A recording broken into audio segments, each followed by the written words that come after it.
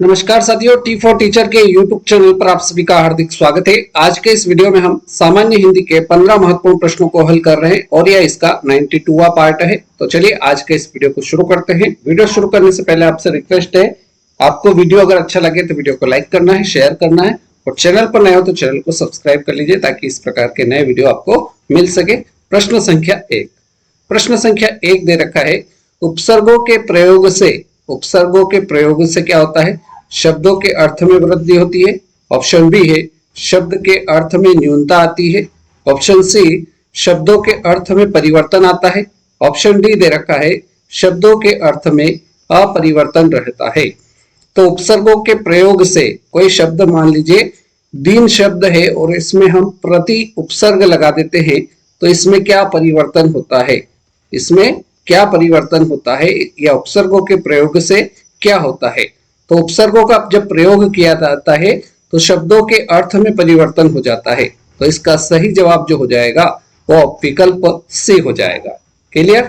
Next question की ओर बढ़ते हैं। क्वेश्चन नंबर 2, भद्र शब्द का तद्भव रूप है। भद्र शब्द का तद्भव रूप बताना है कि भद्र शब्द का तद्भव रूप क्या होगा? भला होगा, भद्दा होगा, बद होगा या बदा होगा? तो भद्र शब्द का तद्भव रूप जो हो जाएगा वो भला हो जाएगा। राइट आंसर आपका ऑप्शन ए रहेगा। Next question number 3।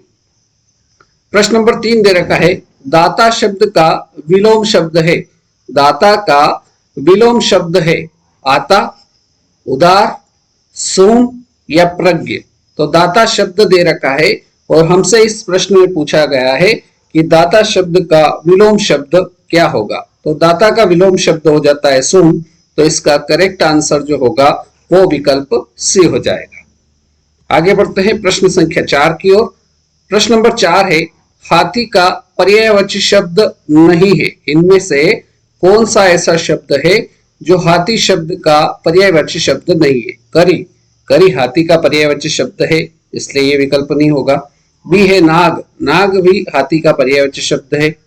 अगला विकल्प दे रखा है मतंग भी हाथी का पर्यायवाची शब्द है। नेक्स्ट ऑप्शन डी दे रखा है पुंडरीक। तो ये हाथी का पर्यायवाची शब्द नहीं है। तो हमसे प्रश्न में पूछा था कि हाथी का पर्यायवाची शब्द नहीं है तो पुंडरीक ऑप्शन डी हमारा बिल्कुल सही उत्तर रहेगा। नेक्स्ट क्वेश्चन नंबर 5 है, गुड़िया शब्द का बहुवचन होगा। गुड़िया शब्द का हमसे बहुवचन पूछा है तो गुड़िया शब्द का जो बहुवचन हो जाएगा गुड़िया हो जाएगा, अर्थात ऑप्शन ए बिल्कुल सही आंसर इस प्रश्न का हो जाएगा। क्लियर? आगे बढ़ते हैं क्वेश्चन नंबर 6। प्रश्न संख्या 6 है, क्रमी और कर्मी युग्म का सही अर्थ युग्म कौन सा है? लेखक, पुस्तक। बी ऑप्शन में दे रखा है कीड़ा, कर्मचारी। सी दे रखा है क्रीड़ा, खिलाड़ी। डी है परिश्रमी, किसान। तो क्रमी का अर्थ जो होता है, क्रमी एक प्रकार का क्या होता है? कीड़ा होता है। क्रमी का अर्थ क्या होगा? कीड़ा। और कर्मी का अर्थ क्या होता है? तो कर्मी का अर्थ होता है कर्मचारी। क्या अर्थ होता है? कर्मचारी। तो हमारा जो युग्म बनेगा वो बनेगा कीड़ा कर्मचारी। तो कीड़ा कर्मचारी ऑप्शन बी में दिख रहा है, इसलिए प्रश्न संख्या 6 का सही उत्तर जो हो जाएगा वो ऑप्शन बी हो जाएगा। राइट? प्रश्न संख्या 7, अनर्थकारी शब्द का क्या अभिप्राय है? अनर्थकारी शब्द का क्या अभिप्राय है ये प्रश्न पूछ रहा है। ऑप्शन देखते हैं। ऑप्शन ए विपरीत अर्थ करने वाला। ऑप्शन बी अमौद्रिक अर्थ वाला। सी है विशिष्ट अर्थ करने वाला। डी है अनिष्ट करने वाला। तो अनर्थकारी शब्द का जो अभिप्राय होगा वो हो जाएगा अनिष्ट करने वाला, अर्थात डी ऑप्शन इस प्रश्न का एकदम राइट आंसर हो जाएगा। नेक्स्ट क्वेश्चन नंबर 8, आसमान सिर पर उठाना इस मुहावरे का अर्थ है। क्या कह रहा है प्रश्न? आसमान सिर पर उठाना, इसका मुहावरे का अर्थ क्या होगा? ऑप्शन देखते हैं। बहुत अपमान करना, तो ये इस मुहावरे का अर्थ नहीं होगा। बी है बहुत परिश्रम करना, तो ये भी इसका अर्थ नहीं होगा। सी है खरी खरी सुनाना, तो ये भी इस मुहावरे का अर्थ नहीं होगा। आसमान सिर पर उठाना इस मुहावरे का सही अर्थ होगा बहुत अभिमान करना। डी विकल्प इस प्रश्न का एकदम से उत्तर रहेगा। प्रश्न संख्या 9, पावक शब्द में कौन सी संधि है? पावक शब्द में संधि बताना है कि इस शब्द में कौन सी संधि होगी। यण संधि, अयादि संधि, विसर्ग संधि या व्यंजन संधि।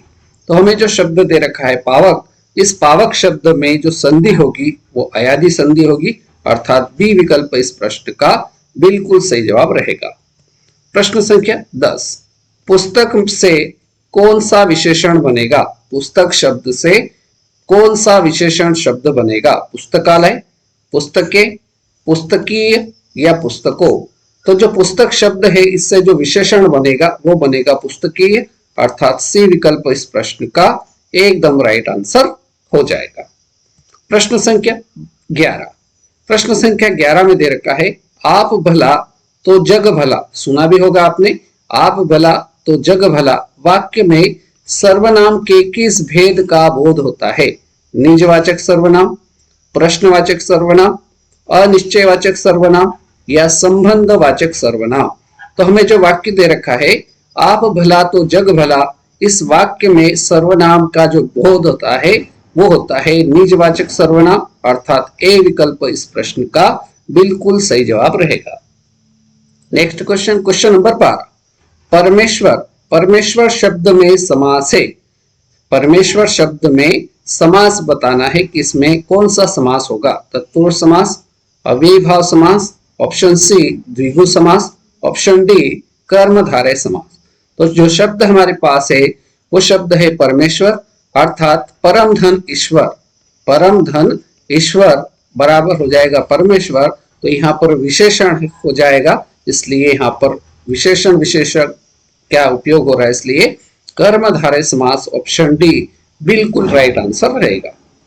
प्रश्न संख्या 13, छोटा बन जाने की योग कला, छोटा बन जाने की योग कला को क्या कहते हैं?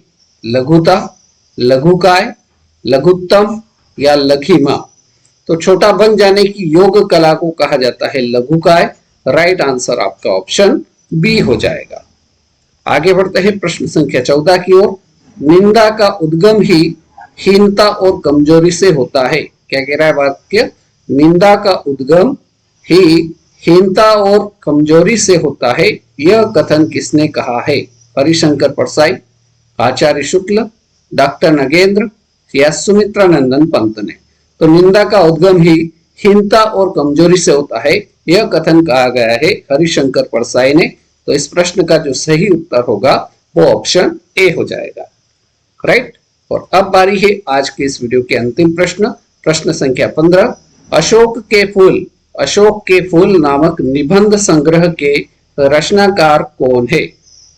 क्या कह रहा प्रश्न? अशोक के फूल नामक निबंध संग्रह के रचनाकार कौन है? गुलाब राय, रामचंद्र शुक्ल, कुबेरनाथ राय या हजारी प्रसाद द्विवेदी।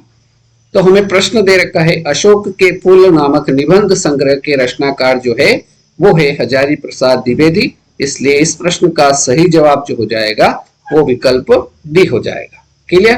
तो इस प्रकार से आज के इस वीडियो में हमने सामान्य हिंदी के 15 महत्वपूर्ण प्रश्नों को हल किया। उम्मीद करता हूं सारे प्रश्न आपको समझ में आए होंगे। वीडियो अच्छा लगा हो तो वीडियो को लाइक करना है, अपने दोस्तों को शेयर करना है और चैनल पर नए हो तो चैनल को सब्सक्राइब कर लीजिए ताकि इस प्रकार के नए वीडियो आपको मिल सके और आप सामान्य हिंदी की और बाकी विषयों की बहुत अच्छी और शानदार तैयारी कर सकते हैं। तो आज के इस वीडियो में फिलहाल इतना ही। वीडियो आपने पूरा देखा उसके लिए बहुत बहुत धन्यवाद। अगले वीडियो में फिर मुलाकात करेंगे नए प्रश्नों के साथ। तब तक के लिए जय हिंद, जय भारत, वंदे मातरम।